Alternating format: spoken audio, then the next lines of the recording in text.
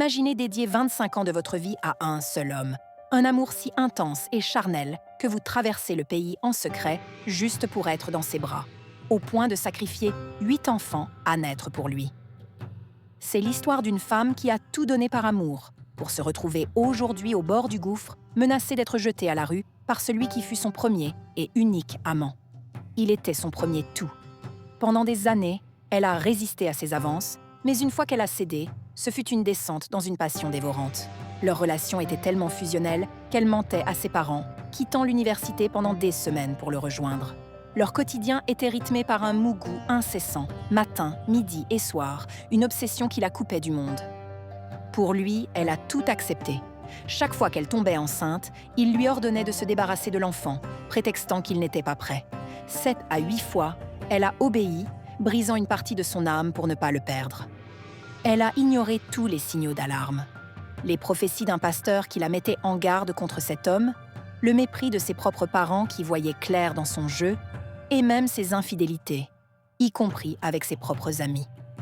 Elle pardonnait tout, se disant que son amour et sa dévotion finiraient par le changer. Le tournant de sa vie fut une prophétie glaçante de son pasteur. Le prochain enfant que tu portes, ne t'en débarrasse pas, ou tu n'en auras jamais d'autre.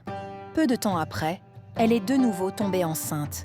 Terrifiée, elle a gardé l'enfant, forçant un mariage que personne, à part elle, ne voulait vraiment. Aujourd'hui, leur fille a bientôt 14 ans, et le mariage est un champ de ruines. L'homme pour qui elle a tout sacrifié est devenu son bourreau. Maintenant qu'il a de l'argent, il la méprise, l'humilie et la menace. Il veut la chasser de la maison qu'ils ont construite ensemble, une maison qu'elle a en grande partie financée avec son propre argent.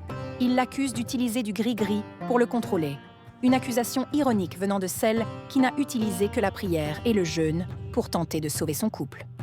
Leur fille, traumatisée par les disputes, la supplie de partir, de choisir la paix plutôt que cette guerre sans fin. Mais elle est tiraillée.